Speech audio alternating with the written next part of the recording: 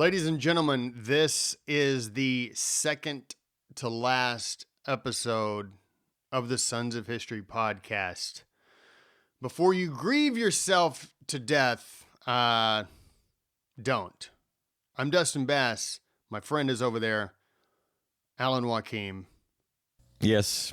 Hello. Second to last. This is kind of like the Puerto Rico parade of Seinfeld. You remember that episode? Did you see that one? I've seen. Here's the thing with Seinfeld. It's so bizarre. I'm such a big fan, and yet I know that there are episodes that I've never seen. But I think I have the final season. So, yeah, I had to have seen it. Final season was okay. It was all right. I think it was time for them to call it quits. But when you say it's the second to last episode, I'm like thinking, that was when I think they were coming back from the beach and they're trying to get home on a Sunday and they come across the Puerto Rico Pride Parade. Oh yeah, the ribbon. Is that the? Those two guys were there because Kramer accidentally lit somehow a Puerto Rican flag caught on fire, and he was trying to put the fire out. But those two guys saw him, and they're Puerto Rican, and they thought he was stomping on the Puerto Rican flag, and boy, that pissed off a lot of Puerto Ricans. Yeah, those were a couple of good bit players on that show. They got canceled after the 9th season, right? Seinfeld was canceled. Canceled. They weren't canceled. I love it. That was a good. So good. Yeah. Well, hey, man. Ladies and gentlemen, this guest that we're going to be having on is one that I have looked forward to before the season began. When we had him scheduled. This guy, Julian Jackson, he is a phenomenal historian. He's out in the UK. So we are up early this morning to have him on. Not nearly as early as I had initially accidentally emailed about. I said, hey, I will see you at 9 a.m. your time, which would have been about 3 a.m. our time. And he's like, well, that's great for me. That's pretty early for y'all. And I was like, oh my gosh, I'm glad you said something. I said, I meant 9 a.m. our time. You know, I think 3 a.m. for us would have been better because, I got up way too early. And it's easier for me to stay up late. Just skip the Ambien. If I don't take Ambien, I'll be up till 4 or 5 in the morning. Yeah, I'm the same. I'm sort of the same. Like my bedtime routine is like 1:30, 2 a.m., and then wake up around not right now. Not in the 8s. Yeah, back in my 20s, I would go out with my friends. We'd go clubbing to a place like Ocean Club, and I would get home probably around 4 a.m. and then I had to sleep for about an hour, showered, and went to work. Isn't that the life, man? Yeah, I got there by 8. In your 20s, and it was okay. I was fine. I was fine back in those days. You're able to do it. Now, if some girl calls me up and says, hey, you want to come over? I'm like, it's 1 a.m. I really would like to get some sleep. Yeah, exactly. What is it? That's a Seinfeld episode when she's like, he said he has to get up early in the morning. I don't remember that one. They're like, oh, yeah, no. No man ever says they have to get up early in the morning. No, it's you. So anyways, well, ladies and gentlemen, without further ado, we're going to bring on Julian Jackson. But before we do, if you haven't yet, I know it's the second to the last episode, but go ahead, subscribe, leave us a like and comment if you're watching on YouTube. That would be great. Leave us a rating and a review if you haven't subscribed yet on podcast or Spotify or wherever you're listening. Those things are very helpful. And look, hey, we're still going to remain active with the Sons of History. We're going to be all on our social media stuff. We'll be posting on the constant on YouTube and Instagram, Facebook, Twitter, now X. So yeah, feel free to still engage. Hey, like somebody did the other day, shoot us an email and say how distraught you are that we're closing up shop. So it would be very, very kind. It's always great to hear from our fans. Yeah, we're still gonna do videos, so I know that that's something that we talked about. We've got like a ton of videos that we still need to get them out. So. Oh yeah. There's still plenty of work to be done. Yep. So and we'll do it. So yeah, there's always something around the bend. The bend is there. Just because you can't see it doesn't mean it's not there. Yep. And history grows by the day. Ain't that the truth? Well, ladies and gentlemen, without further ado, we're going to bring on Julian Jackson. Julian Jackson is the Emeritus Professor of History at Queen Mary University of London. He is a fellow of the British Academy. And here are some, he focuses on France, World War II France primarily. And so these are some words that I really can't say, but I'll interpret. He's a commandeur de l'ordre des Palmes Académiques, which is the commander of the Order of Academic Palms. He is an officier de l'ordre du Letters. Dude, so he's officer of the Order of Arts and Letters. You're killing me here. Don't do that. You're gonna have a whole country hate us. So just. Hey man, no, that's my best French. Sorry. And I've been practicing a little bit over the last number of months, so that's actually pretty good. So yes, he's officer of the Order of Arts and Letters. His biography, De Gaulle, won the Duff Cooper Prize and Elizabeth Longford Prize. It's become really the standard biography of Charles de Gaulle, and was a New Yorker, Financial Times, Spectator Times, and Telegraph Book of the Year, the de Gaulle book. His book, France, The Dark Years, 1940 to 1944, was a finalist for the Los Angeles Times Book Prize, and his Fall of France won the Wolfson History Prize. We have with us to discuss his latest book, France on Trial, The Case of Marshal Pétain, Julian Jackson, and I will tell you this, one of my favorite books of the year, no doubt, bar none. Absolutely fantastic. So without further ado, we're going to bring on Julian and we're going to have our discussion. We've got him on the line. Julian, how are you doing, my friend? Very well, thanks. Great to be here. It's in the afternoon in England, early for you in the States, I think. You are correct. But you know what? Sacrifices must be made, and they have been made. So, yeah, no worries. I will say this. Speaking of sacrifices, actually it's more in the lines of butchering. I tried to do the French version of your Commander of the Order of Academic Palms and Officer of the Order of Arts and Letters. Tried to do the French version, but I will let you know I butchered that, but I did also give the interpretation or the translation of it. Yeah. So yeah, just an FYI. But yeah, it's fantastic to have you. Really have been looking forward to this conversation. And as was made pretty darn clear in my review of your book, that I very much enjoyed it and really just looking forward to having the conversation. Great, me too.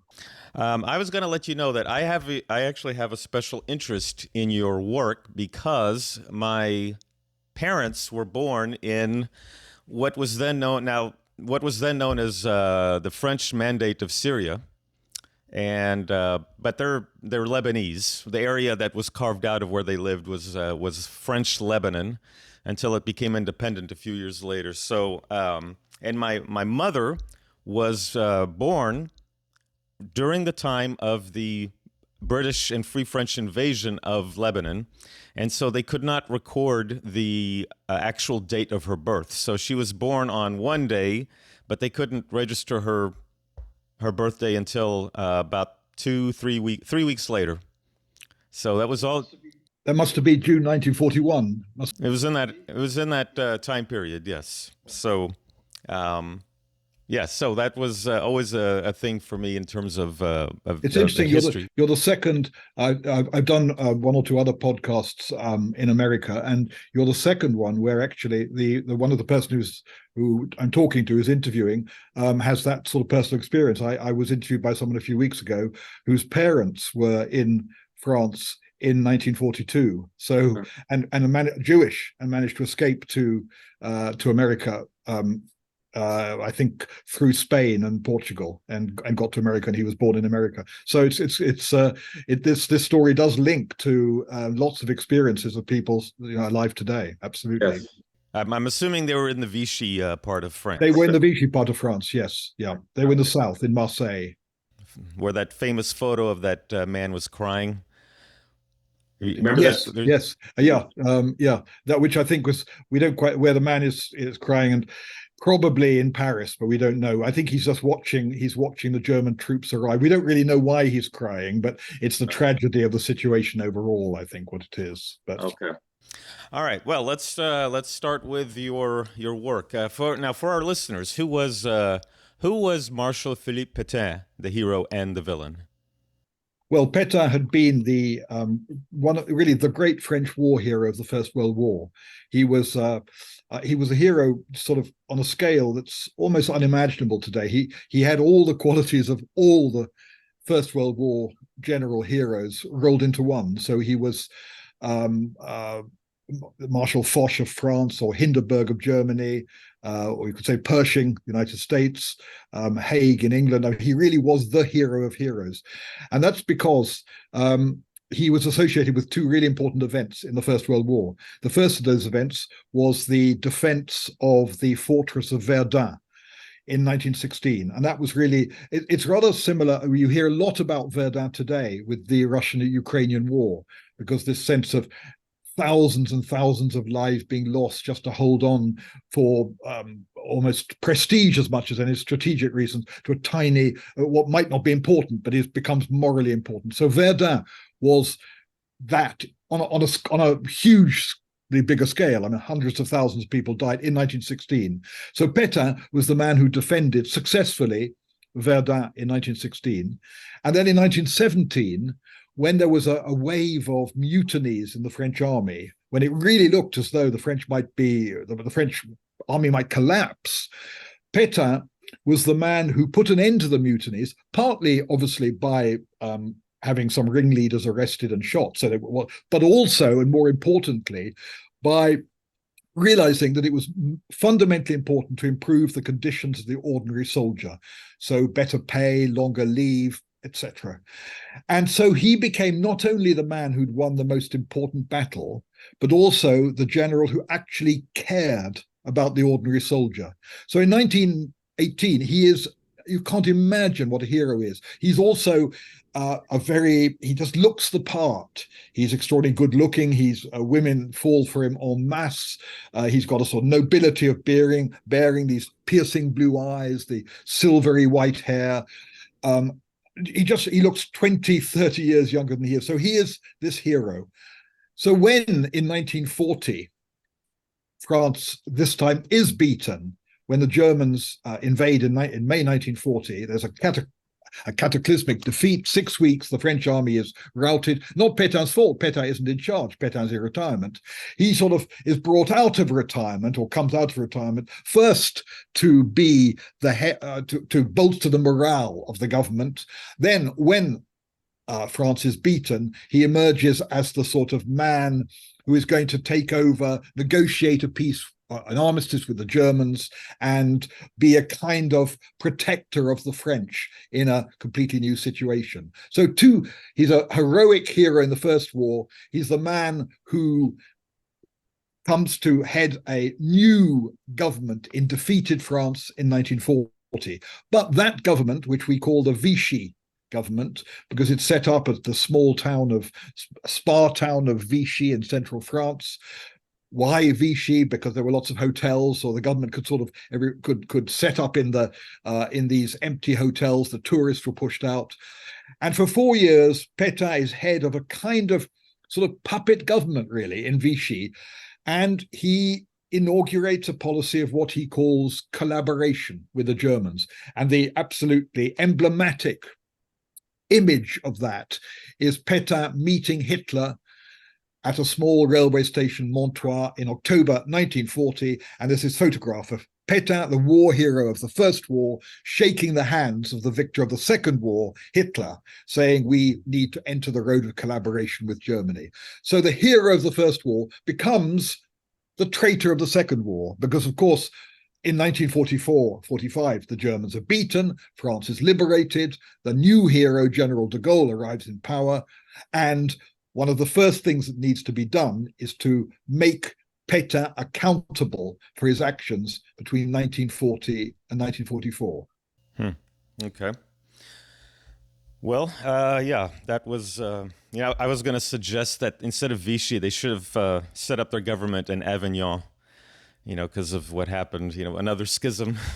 Yeah, no, exactly. The Vichy thing was very strange. I've often speculated if the same had happened to England. Let's say the Germans across the Channel. It's not could have happened. Unlikely. What would our scenario? Let's say Churchill might have gone to America, like de Gaulle went to London to keep the fight alive. There would have been a puppet government, possibly. Where would it have been? And I've often wondered whether it would be in the town of Bath or Harrogate, where they've got, the waters, springs, something. It's absurd as that, really, because Vichy had no historic importance. So Avignon would have, as you say, for the schism, the papal schism, as Avignon would have been quite an amusing place for this slightly surrealist, Ruritanian puppet government to set up. All right. Well, okay. So now this is going to be the very long question, and because I've always wondered, never really was given information as to what was the purpose for him doing this. So here's the question: Why did Pétain collaborate with Nazi Germany? Was it A, France was defeated and resistance to Germany would lead to either further ruin or the deaths of innocent Frenchmen? Therefore, he had no choice because he lost his resolve and backbone. Was it B, France was defeated and resistance to Germany would lead to either further ruin or the death of innocent Frenchmen? Therefore, this is kind of like the first question, but instead of saying he had no choice because he lost his resolve and backbone, this is more of he had no choice, but with strength and a strong resolve, he was willing to sacrifice his name, reputation, and life in order to get France through the storm. C, he saw communism as a threat, and that both Germany and Italy were the only reliable nations capable of stopping or defeating its spread, because as we know, the Spanish Civil War was quite a bit had to do with the spread of communism. D, he was pissed off at Britain for attacking the French fleet at Mers el-Kebir. And E, the last one, he never cared for Britain in the first place, as he saw her as France's traditional rival and enemy. A perfect example of this would be the Fashoda crisis, when Pétain was 42 years old at the time and already serving as a French officer. What is your take? Well, so it's 1, 2, 3, 4, 5 possible reasons for collaboration. I mean, my simple answer is I want to go back in a way to the first one, particularly because your first one had the words, there was no choice, there was no alternative. He decided there was no alternative, so he needed to collaborate. So what I would say is that I think the explanation for what Pétain did is covered by all your questions. They all contain a bit of truth. They're all there. So it's not that there's one single reason. He didn't like communism. You're right. He had lots of resentments against the British. You're right. All those things enter into it. So I don't think ever in history there's just one reason, that explains something that is really complicated. But I really want to go back to the first question, where I think you said the words something like, he did it because there was no alternative, something like that. And then he felt that he needed to protect the French. And what I would say there is, in a way, that my book, which is about the trial of Pétain in 1945, which is looking at For 3 weeks, they were debating in the courtroom what his crime was, what he should be convicted of. And one of the things, of course, is, were there alternatives? Were there things he could have done that he didn't do? And I think we need to begin with that. What was the alternative? Well, let's just look what the alternative might have been. Right. The French armies are defeated. No one denies that. Even de Gaulle in London knew the French armies were defeated. That's a point everybody agrees on. The question is, what does the French government do? You could say the French government is France. It speaks for the interests of France wherever the government might be abroad in exile, but there's a government. Now, when the war looked lost, the French Prime Minister, who had Pétain in his government, said what we should do is go abroad to North Africa, which was part of France, which was part of the French Empire. We should take the government to North Africa.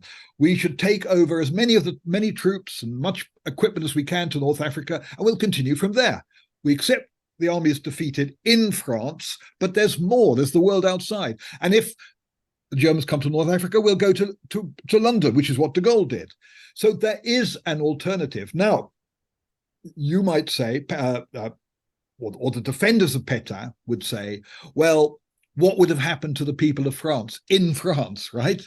Because if the government goes abroad, like the Dutch government, like the Norwegian government, like the Belgian government, if it goes abroad, the people of France are just left powerless, protectionless with the Germans. So the defense of Pétain would be, and that's your second point, I think, I sacrificed my reputation to try and be, and the word was used in the trial, a shield. That word came up a lot, a shield for the French against the Germans.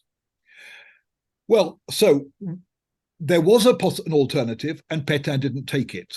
Now, had he taken it, what would have happened? Well, the Germans would have occupied the whole of French territory, whereas what happened in 1940 was the country was divided into two zones. There was a French zone and the other zone, the free zone of Vichy. And if the Germans had occupied the whole country, how would things have been different? Well, it's obviously a counterfactual question. We don't know because we can't reinvent the whole history. But the honest truth is that if you look at what Vichy, the government of Pétain, did, it didn't really succeed in protecting the French from very much. Something like, I can't remember the figure off my head, but something like 500,000 French workers are sent to work in German factories. 75,000 Jews are deported from France in the war. So what kind of shield is that, really? So in a way, Pétain claims to be a shield, but it's more like a sieve than a shield, as somebody said at the trial. Even if that's what he thought he was doing, and even if you're right in saying, and what was influencing him sort of was the idea he didn't particularly like communism, the Germans had won, and so on. Nonetheless, it didn't work. And it's all very well to have good intentions, if they are good intentions, but if they fail, you have to be accountable, I think. And that was the view of the court in 1940. So I don't know whether that kind of answers your questions, because there were so many questions buried in your question, but I would say also that different people had different ideas behind collaboration. And for some of them, for his, what you might call the sort of evil genius of Pétain, his prime minister, who comes amazingly to testify at the trial, he's taken refuge in Franco's Spain. He's more or less extradited. He comes back to, suddenly he's there. And Laval's line is, Germany's won the war. The war's over. The British will be defeated. The Soviets will be defeated. So it's a pragmatic, right, decision. We may not like the Germans, but we've got to do our best, if we're defending French interests, to do a deal with them. I don't think that was ever Pétain's. So Laval was quite pro-German. I don't think Pétain was. And another defense that was raised at his trial was, actually, Pétain wasn't collaborating at all. He shook Hitler's hand, but behind Hitler's back, he was secretly negotiating with the British. There was a double game, right? That was one of the... So that wasn't on your list of questions, but it was one of the defenses put to the trial. Now, I think if you look at the truth, that's complete nonsense. There were occasional talks with the British, because obviously you always need to kind of protect your interests and so on. But there was no deal with the British. There was no double game. There was no secret game. Pétain had I think in his heart of hearts accepted that the Germans had won.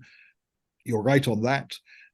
And he had decided, and he had this idea that he was sort of sacrificing his honor to save the French. I come back to, if you're in a courtroom and that's the defense, and I then come back to say, okay, if that's your defense, what about the 500,000 workers who went to German factories? What about the huge quantities of material from German factories that went to, French factories that went to Germany, the huge amounts of agricultural products that were creamed off by the Germans, and the death of 75,000 Jews? What kind of protection is that? Mm-hmm. Is that an answer? No, it is an answer, and it makes sense. I wasn't sure, and I was trying to get into his shoes in from 36 to 39, and I'm thinking that he probably supported Franco during the Spanish Civil War. And, I know 1940, you had the Japanese, they invaded French Indochina. And yep. So, yeah, he kind of had his hands full. And then, de Gaulle, I know de Gaulle fought him in, I think, the French version of the Congo, and then they fought in French Lebanon and French Syria. So, yeah, it was a big mess. But I think I just want to repeat, I think there were alternatives. And I think I also want to stress one thing, which is, you might say, well, honestly, if the government had gone abroad, what would it matter? It wouldn't have been it wouldn't have been, it would have been a kind of rump government, like the Belgian, right? Like the Dutch that I mentioned earlier. But what's important is the fact that the government is abroad means that when the war is over, you don't feel that your national honor has been compromised and sullied. So although each country in Europe had to deal with condemning collaborators after the war, then that happened in all the countries of Western Europe. People were imprisoned and so on because of collaborating with the Germans. But the difference in France is it is actually the government. So it implicates in a kind of way the French in this operation. And that's why I think that whole memory, because my book's also about the very painful memory of these events after the trial, right up to the present. I mean, that even in the last presidential election in France, the Pétain came up because an extreme right-wing candidate wanted to argue that he helped to protect French Jews. But the reason why it's so much of a scar, and it's a scar as a civil war. I mean, I think it's a scar. I know it's not a good comparison to the American Civil War, but it is a civil war. It's a scar as real as the most intense civil war that any country can have. And that's because of that choice, which I think was a fatal choice. Well, I know reading Churchill's biography, he was stating that it wasn't Pétain, I don't believe, but he offered the French leaders that Britain and France could become a union, and that they can just continue to fight to move the government to England. It'll be one country, but they refused. And so, I mean, for me, it wasn't on Pétain; it was on the original leaders who surrendered.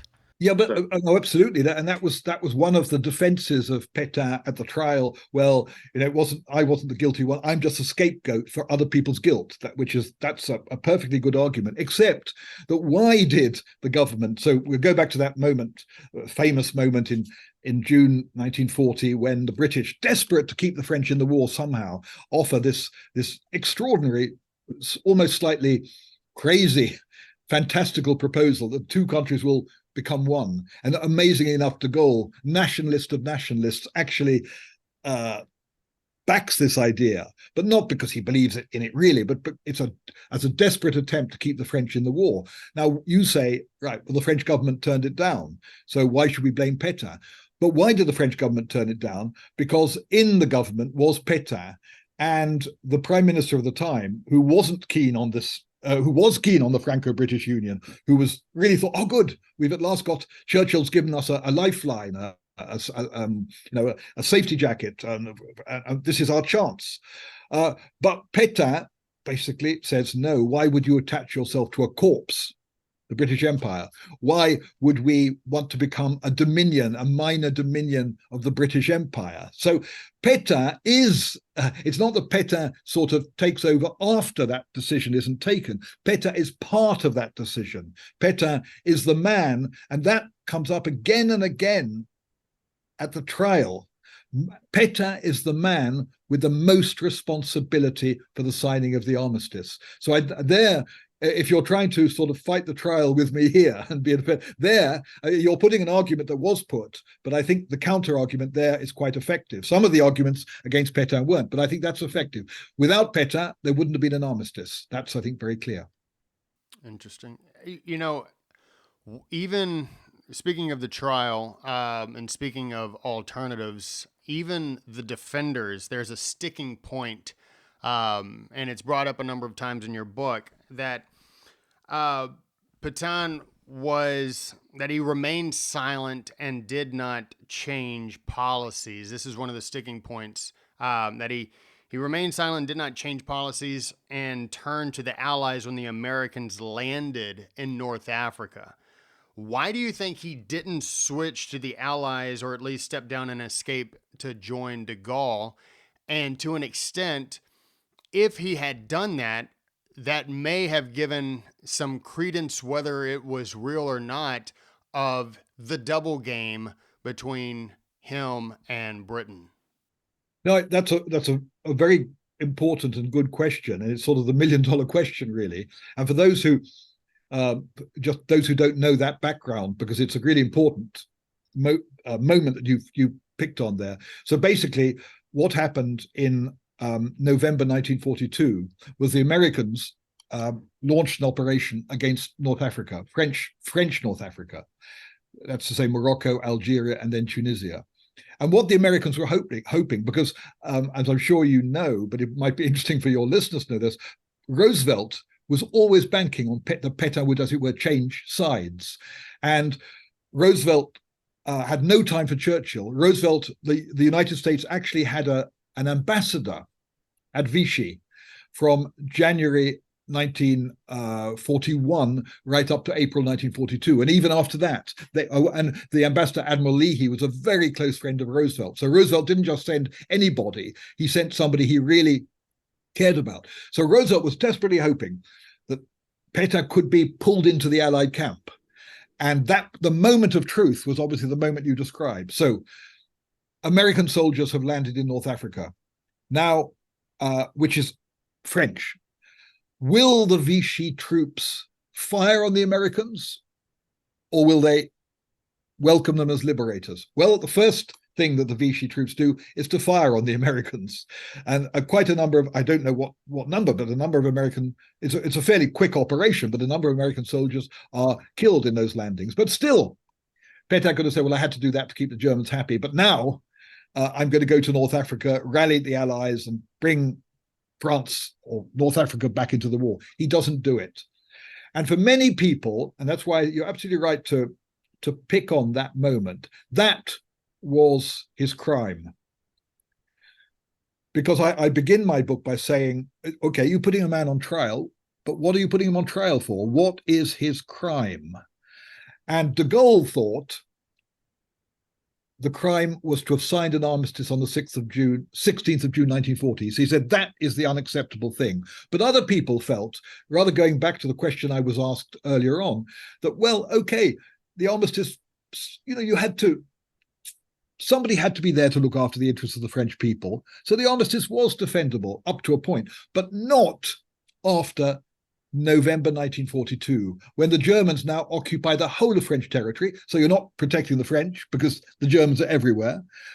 The Allies have occupied North Africa, so you're not protecting the empire because the empire is no longer French. So that's the moment for some observers that Pétain's crime is, that's where his crime, right, lies.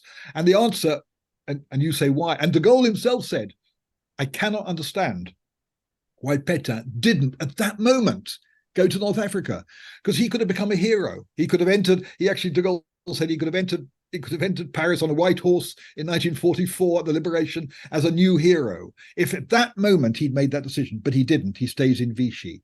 Now, defenders at the trial, it's a very complicated moment, but it's quite fascinating from the sort of detective story side of things, claim that Pétain had actually sent secret messages, right, to his representative in North Africa, a man called Admiral Darlan. And the secret messages said, I publicly have to denounce the Americans, but actually I support you in doing a deal with the Americans and ending, and allowing them, as it were, to install themselves in North Africa. So one defense is Pétain was secretly, as it were, in support of the Americans, but he didn't want to say it openly because he didn't want to alienate the Germans, because that could have led to reprisals in France. That's one defense. It's really not very convincing if you look at the details of these messages and so on. So the question is still, why didn't he go to North Africa? And I think by then he'd become a sort of prisoner of his own propaganda, of his own myth. The thing that an earlier question asked me about Pétain's sacrificial martyr victim. At the trial, some of his defenders said he was like a Christ-like figure with a crown of thorns, sacrificing himself for humanity. And I think he made a famous speech in June 1940, where he said, je fais le don. I give the gift of my body which is quite a religious idea, isn't it? I give the gift of my body to the French people. And I think he was still in that mindset, and he'd come to believe that he was a sacrifice, and he wanted to live out, the role of sacrificial victim, if you want, for the French people. And then another more banal thing, he was an old man. One of the big questions of the trial is, how much was Pétain, he wasn't senile, but he obviously wasn't, he was 80, by the trial, he was 89 years old. So when he's at Vichy, he's in his mid-80s. And think of that moment in November 1940, the Americans have landed, telegrams are flying between North Africa and Vichy, saying, what are we going to do?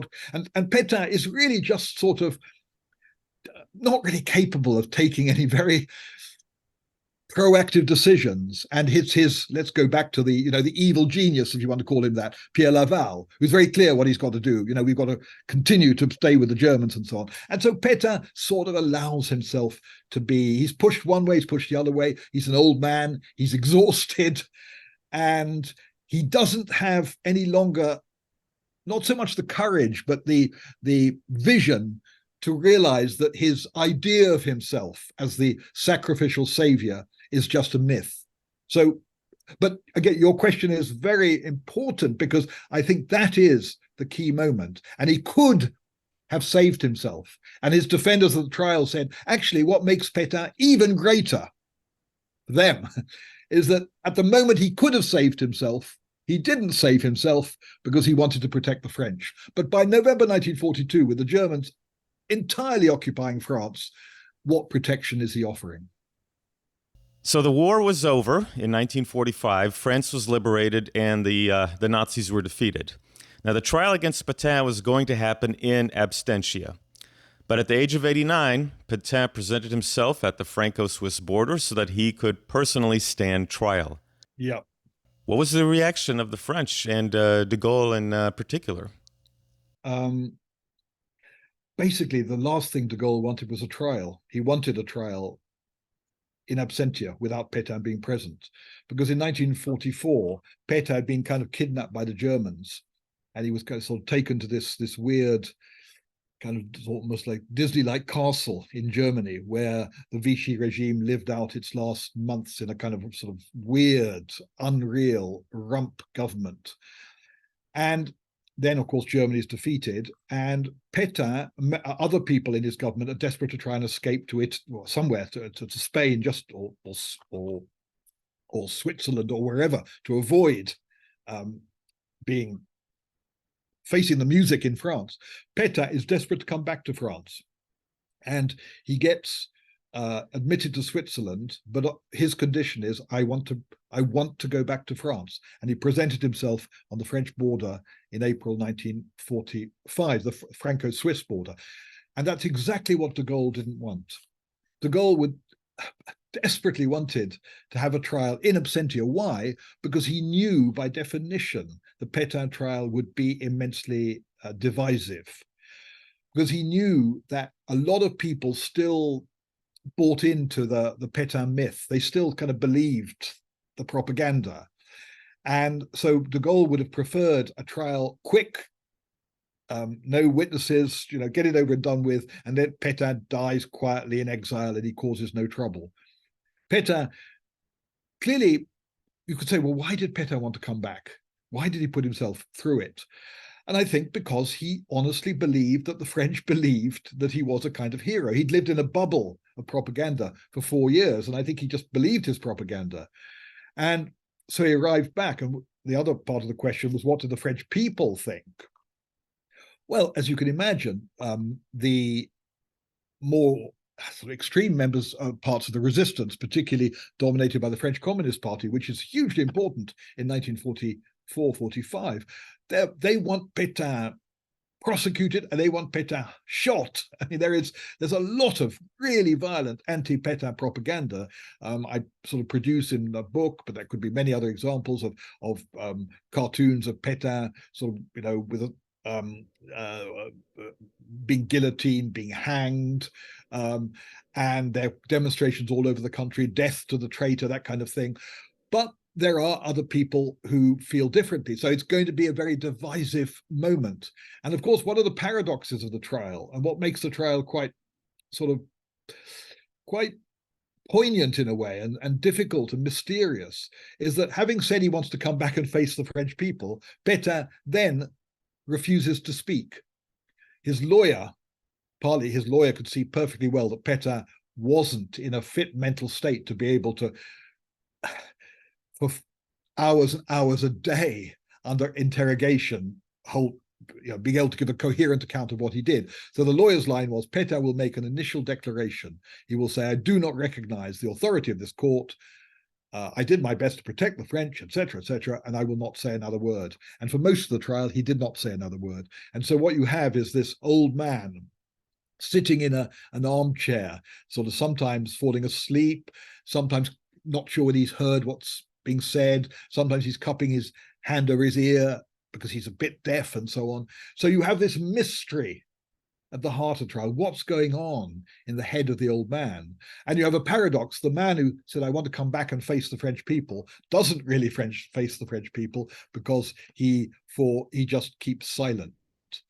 So it is, it's a divisive moment, but it's a necessary catharsis. You couldn't not have had a trial of Pétain in 1940. There had to be a kind of lancing of the boil, if you want. Of course, it didn't do that because lots of people, because the defenders of Pétain thought he'd been unfairly treated and so on. So this rumbles on for 50 years, as I say in the third part of the book. But it was more than a show trial.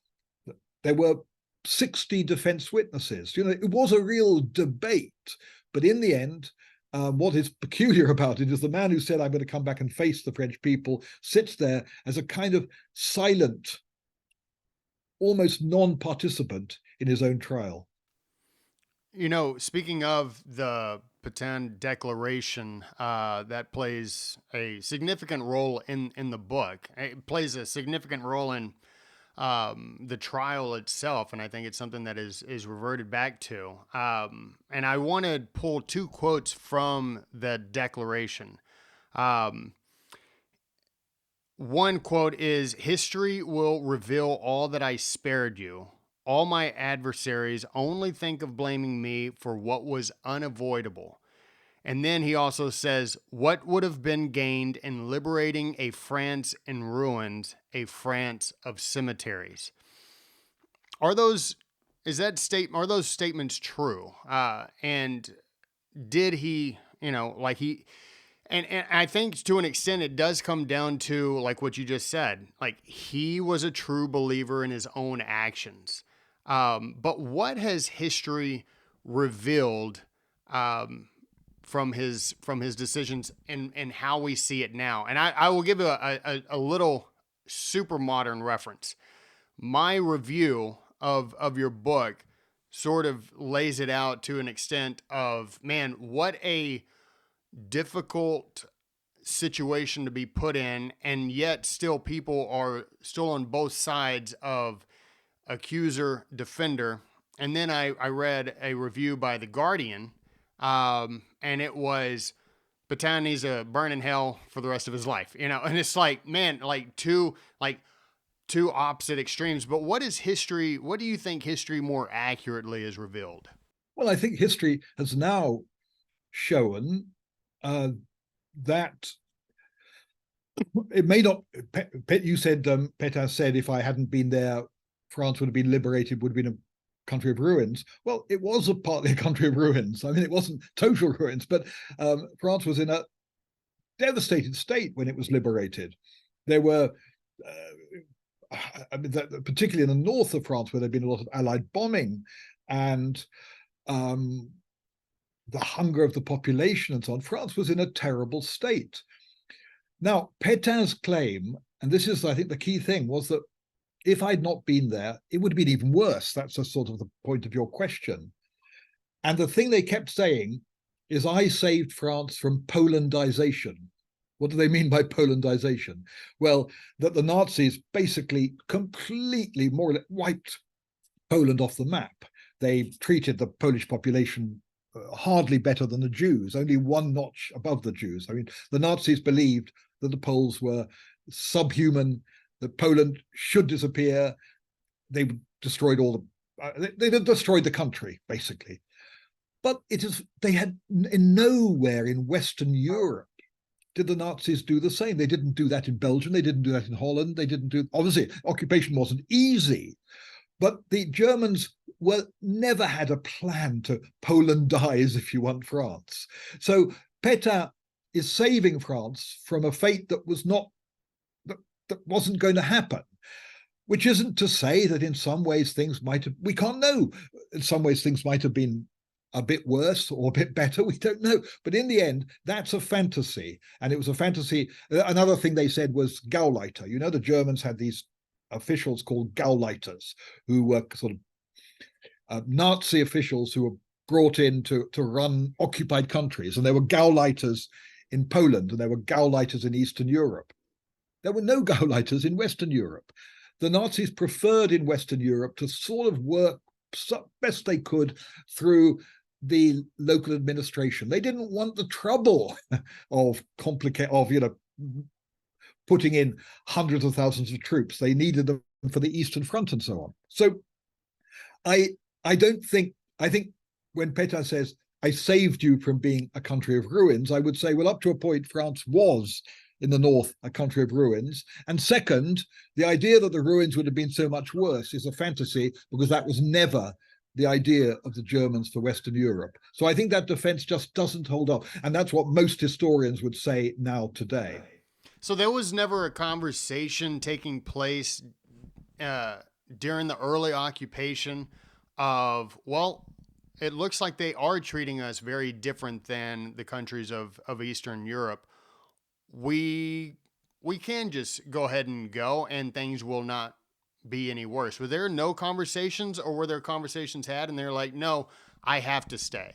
Well, it's too late by then. But once you've taken the decision to be the government, then unless there's some major event, that's the decision. So you've taken the decision to be the government, and you're saying, well, if I weren't here, things would be worse. So it's always would be worse, which is how we come back to the counterfactual. So yeah, that's the argument. But there's no, once you've decided you're going to be the government, until a big event happens, you're not going to change. And the big event is one you referred to earlier. The Americans landing in North Africa in 1942. At that moment, there is a big event. And at that moment, for the reasons we explained earlier, I tried to explain earlier, Pétain decided he didn't have the lucidity or the courage or the vision, whatever, to break with the policy, which had been his policy for 2 years. So we mentioned earlier about the sword and the shield. Pétain stated that he was France's sword during World War I. He's become France's shield during World War II. I was struck in the book after reading it, taking in the comments and testimonies of those who defended him and those who accused him, looking at then or now the poll results about people's view of Pétain, which I find so fascinating. Even, Me too. And I'm glad you picked up on that. Yes. Because a lot of people have read the book, obviously, but very few people, it's towards the end of the book, as you remember, when I kind of look at all the opinion polls that have been about Pétain since the liberation. And well, it's all right, I was interrupted you, but I think it's and nobody sort of, and what, as you know, what I found was how remarkably not sympathetic, but indulgent the majority of the population, they were sort of, when the question, was Pétain a traitor? Should he have been shot or something like that? Tiny percent say traitor. Was Pétain sort of 7%, regularly about 7%. Was Pétain a hero? Again, tiny percentage, sort of, 7, 8%. So there are two extremes, which are tiny. But most people situate themselves sort of in the middle, which is to say, okay, he did the best, he did what he thought was the best. The armistice was probably necessary, the things like that. And I am fascinated by that because it coexists with what the French now believe, and rightly believe, that the Vichy regime was massively complicit in the Holocaust. So since 1995, when the French president Chirac accepted responsibility for France in the Holocaust. Now, you might say, what does that mean? Basically, before then, people had said, well, what happened to the Jews in France was the fault of the Germans. So it wasn't France. Vichy had no choice. But Chirac said in 1995, no, Vichy, France was involved. It wasn't just France, it was Germany, but it was France. That was an extraordinary thing to say, extraordinarily important things to say. It's undoubtedly true. Yeah. And everybody, 90% of French people sort of believe that Chirac is right. And yet at the same time, they hold in their head another idea about Pétain. So, and you might say, explain it. And I can't explain it. Yeah. All I can say is, well, what I would say is it shows the sort of strange complexity and ambivalence and complication and that the French have towards that period in their history. It's not resolvable, I think, really. It would be so much simpler if now everybody said, well, Pétain was guilty. But they say, yes, he was guilty, but he also did his best. He was. So those polls for me are disturbing because they sort of don't fit into a simple narrative, but they are there. And my way of explaining them is to say that shows how much this event or these events of the occupation are still a burden, a moral burden, a burden for memory in France today. Yeah, it's still something that it seems to be like it needs to be figured out. I don't think it will be figured out because here's the way I see it, and obviously you can correct me if my thinking is off. How Pétain is viewed today and how he was viewed then, it almost seems like, because there were other people who were put on trial, they were found guilty, and they were executed. Yeah. Pétain was found guilty, but not executed. And there was a sympathy for him during his trial by a lot of people, not the communists.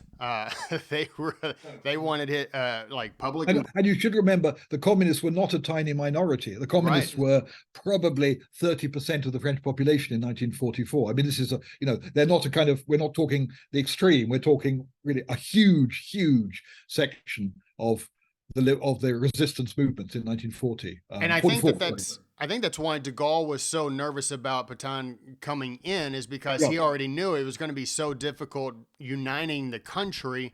And with the rise of communism in France, is like, if this gets really bad, it's going to be even more difficult to unite and keep the communists from becoming more powerful. But what I see is Pétain is found guilty and yet not executed. Well, no, he is sentenced to death. Right, he's sentenced to death, but they're like, he's an old man, exactly. So he doesn't need to be killed. Well, the jury voted by only one vote actually for the death sentence, but there were 24 jurors, and it was literally by one vote. But they also made a recommendation that, and the jurors, by the way, were former parliamentarians and resistors and so on. There were 12 resistors and 12 parliamentarians. They vote by this tiny, they're all convinced Pétain is guilty, but they vote by a majority of one for death. But then they accompany this with a request that the death penalty not be carried out. And de Gaulle had never any intention of carrying it out, and that's for the simple reason it would have been grotesque, really, to shoot a 90-year-old man who some people thought wasn't, completely compost anyway. That would have been like a sort of such a divisive thing to do. So what the government do is they send him to an island off the west coast of France. He's in prison, and they really hope he'll be forgotten. And he takes longer to die than people expected. He doesn't die till 1951, and then he becomes the sort of center of a kind of weird ultra-right cult. I mean, it is a small number, but underneath that cult, there is that sort of what we talked about a moment ago. There is a sort of wider, a deeper. There's a sort of it flourishes on a body of people who think, okay, he did his best and so on. So it feeds off that. And I think that's sort of the reflection that you see now is what took place is not carrying out the execution is a sense of mercy, leniency, however you want to view it. And even in today's, like the poll numbers that you present is people are like, yes, he shouldn't have done what he did. But at the same time, and it's like he was guilty of what he did for sure. But then there's also that sense of mercy and leniency that people have toward him. No, I think that ambivalence, because I think ambivalence is the word, and complexity. I mean, I've used these words again and again, but I think that there is no simple view of Pétain. There is no simple view of Pétain. And he's a, and I suppose that's why perhaps he's not so much a tragic hero as a tragic villain in a way. Yes. So it is, and I think I completely agree with all that. And you won't find many people, if asked today, just straight out, what do you think of Marshal Pétain? It'll be generally negative. But then if you ask another question, did he do his best for France? Well, yeah, probably did, etc. So it's and I think for me that's why it goes on, not just Pétain, but because of the ambivalence about Pétain, there remains this scar that is the occupation. The occupation is a scar in French history. It's a fault line. There's a sense of shame. There's a sense which people don't really want to think about. Yeah. This question, when I was reading your book, there was this theme going throughout it. And I've really looked forward to asking this question. It's going to be my last question. I'll let Alan ask his last question. But you refer to a dispute Pétain and de Gaulle had about the hierarchy of honor and life.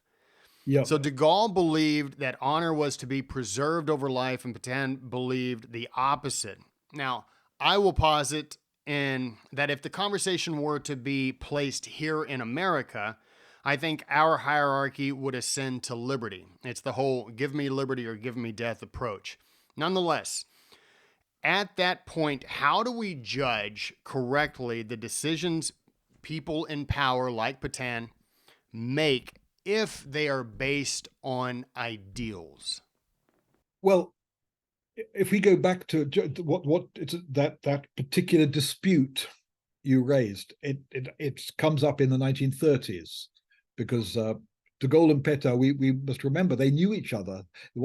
They'd known each other since the First World War. De Gaulle had been a very, very junior soldier at Verdun, so he'd served under Pétain in 1914, 15, and 16, and then after the war.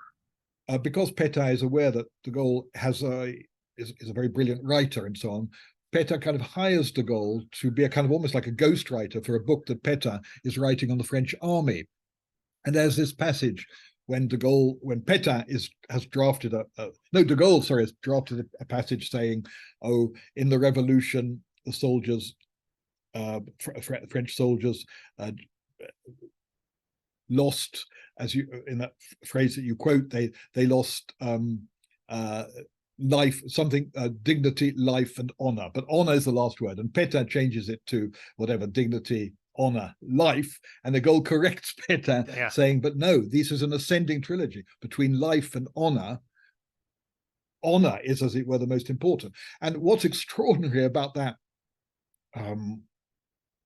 little dispute between two writers, if you want, in 1935 or 36, is that you could say the whole of the debate between Pétain and de Gaulle in 1940 is around that idea.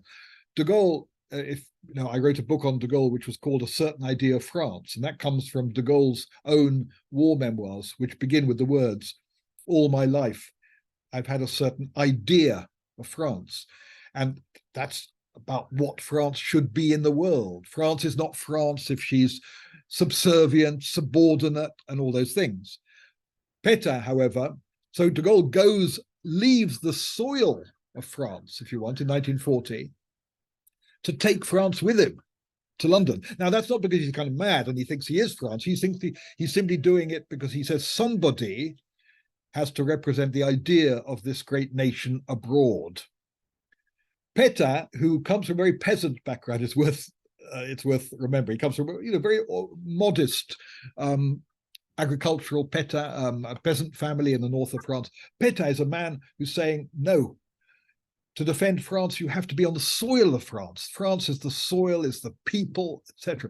De Gaulle, in his war memoirs, actually says sometimes the French aren't worthy of France. He actually says, if there's a choice, sometimes it's France you choose over the people. So it's a fascinating debate in a way, and it's unresolvable. It's a different, you might say, vision. But what I would say is, in the end, if Pétain said, I'm staying to defend the French, and de Gaulle said, I'm leaving to defend France, de Gaulle certainly succeeded in defending France, in the sense that when he comes back to France in 1944, thanks to de Gaulle, France is almost seen as one of the winning powers.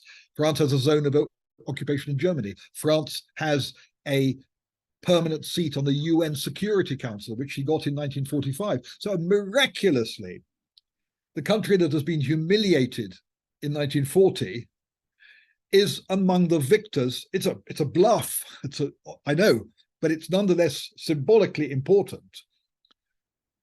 So, but Pétain says, no, I'm staying to defend the French. Well, I would say de Gaulle succeeded in defending France for reasons I've just said. But in the end, did Pétain defend the French? I don't think it goes back to what we've been saying a lot. I don't think he did. I think the fate of the French was pretty bad. And I know we can't know whether or not it would have been worse, but we can certainly say it was bad.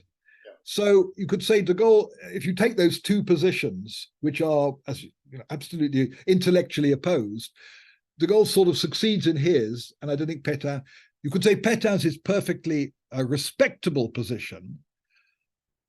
We care about lives. Yeah. But in the end, it's not one that he succeeds in carrying out. Yeah, that's the crux of it. For me, that's the crux. Yeah. Yeah. I mean, and I sort of, when I was reading it, I saw it in a three-pronged way. Like, okay, I can identify with both of them in the argument. Because it's like, de Gaulle's like, what's the point in having life if you don't have any honor?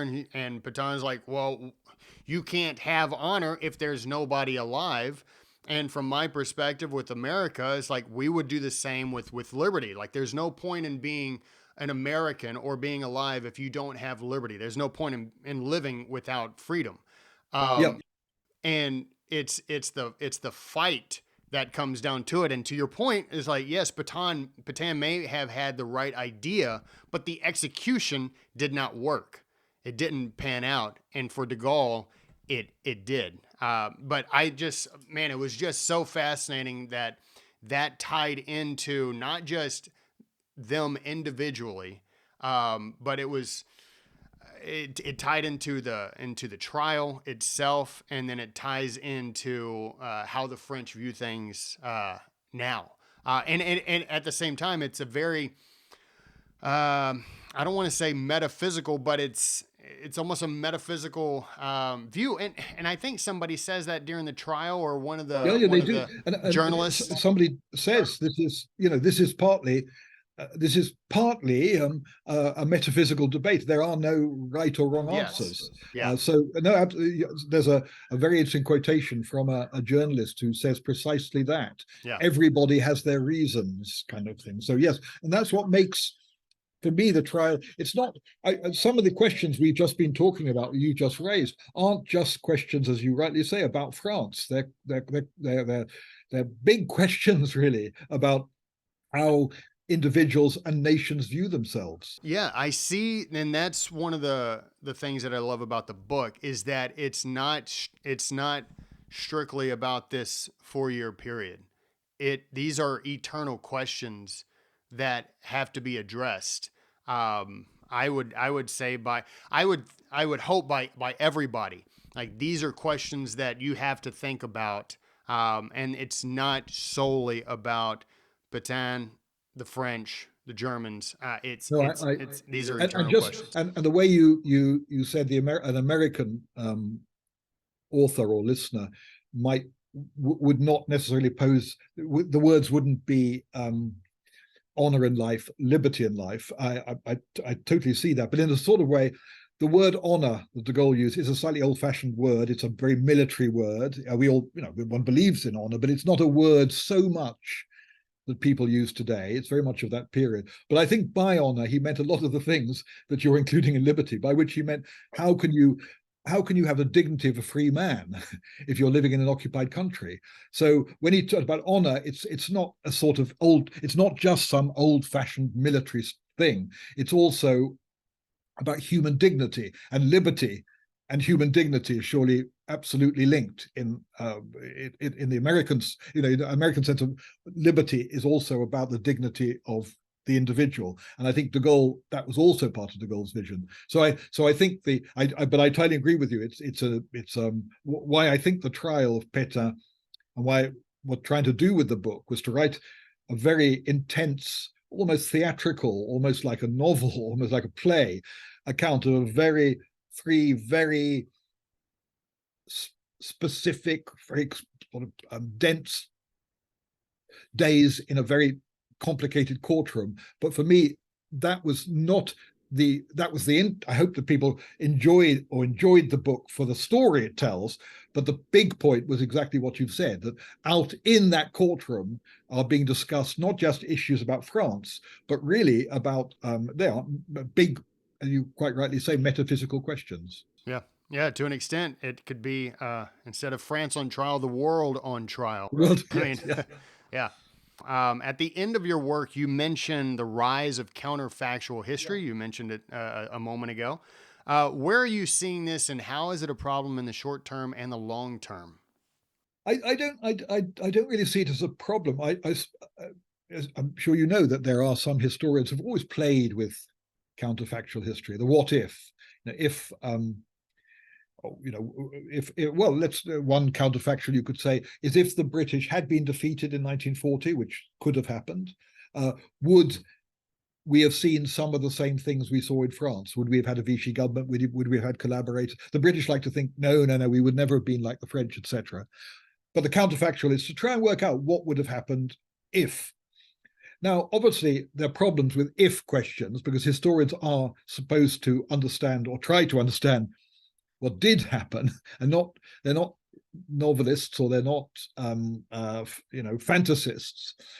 But I think you can say that often a historical question, a question a historian tries to answer, does sort of contain a hidden counterfactual. So if you say, an event X was caused by Y, what you're actually saying is, if Y hadn't happened, X wouldn't have happened. So you're by saying, because historians are always saying X caused Y, this caused the Second World War, that, etc. So the moment you do that, you are kind of saying, I can also imagine a world in which the causal wasn't there. So there's often, do you see what I mean, a kind of implicit counterfactual. Now, one mustn't one mustn't push this too far, but those historians who are interested in counterfactual history, and there was the historian Niall Ferguson, for example, wrote a book, I think it was called Virtual History. And it was a collective volume, and he got a number of historians to do a what if this, etc. I think one of them was what if the South had won the American Civil War? What if the British had been defeated in 1940? That's a long trip. What if Wellington had won the battle of? What if Napoleon had won the Battle of Waterloo? That kind of thing. What if? But what he says in a sensible introduction is sort of massively speculative what ifs aren't particularly interesting. But where there's a plausibility, you just need to turn the dial a tiny little bit, and the what if is plausible, then it's worth doing. And it works for France in 1940 because there was a big debate in the government in 1940, to go back to the beginning of our conversation, about whether or not to sign an armistice with Germany or to go to North Africa. And it turned on very little. So given that that was an option that was really debated and was possible, it's not invalid, I think. It's what you could call a plausible counterfactual.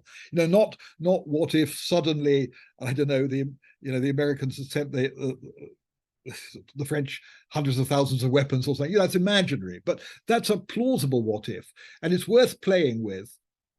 And it's worth playing with, particularly if you're doing a book like my book was, because it was about a trial, and a trial was about offering a defense. And one of the defenses was, this couldn't have happened, or this could have happened. Pétain couldn't have gone to North Africa because this would have happened, this would have happened, and this. So it's worth playing a little bit with it, but you have to be careful, because once there is actually a quite amusing volume done by three not sort of professional historians about, but they're not, they're perfectly they're amateurs, but people really interested in history blogs, not serious books, where they sort of do the whole course of the Second World War, 3 volumes, 40, 41, and I think at 42 they do 3 volumes, and they imagine, right, if the French had gone to North Africa in 1940, how would the war be different? Now, the further down the path you go, the less plausible it gets, because there's so many variables, more and more and more variables you have to keep changing. But if you're just at the beginning of the event, I think it's a useful, you could say it's a game, it's a useful sort of tool to test alternatives and to test, and particularly, as I say, when what we're doing here is trying, a man for treason, that's what they were doing. And I think in that case, it's worthwhile for the historian, as it were, to play with the arguments that were for and against, and to see what the alternatives were. But we mustn't go too far, obviously, down the what if, because it can then becomes a completely uninterestingly speculative, not historical, maybe fun, but it's not historical. Right. Yeah. And it can wind up having you leading you to have sympathy for the devil. And, yeah. Julian, this has been so fun. I knew it was going to be a fantastic conversation and incredibly enlightening. But thank you so much for the work that you do. I can't recommend enough your France on Trial. It was so good for so many different reasons. But thank you again for joining us on the podcast. We've thoroughly enjoyed having you, and thank you for all your work. Well, no, thank you, because what I appreciate is not only your questions, but the review you did. There've been lots of reviews, and most of them have been positive, but usually they don't really. You feel they haven't properly read the book, and yours is one where it was not only positive. But there was a nice one also in the New York Review of Books this week, which is a very long one, where it was clear that it was very positive, but he'd read the book. It's clear you'd read the book. And it's actually nice. The nicest thing, well, no one wants to get bad reviews, but then no one particularly likes to get a good review where the person hasn't, they're just saying that you don't feel they've actually engaged with the book. The nicest is you get a good review that also seems to like the book for the reasons you thought you had written it, and I thought you did that. So thank you very much. Well, I'm glad that you said that, and I appreciate that. Okay, well, thank you for having me. Anyway, thank you. Well, that was absolutely fascinating. As fascinating as I had hoped that it would be. What an honor to have Julian on the show. And who is Rick Steves? Oh, yeah. Well, when you butchered his honors earlier in the show, I went and grabbed. I took this with me. You know how people say that French are rude and all that? They're actually pretty cool. You just have to carry around a book like this and let them know that you're making an attempt to speak French, and they'll love you. But I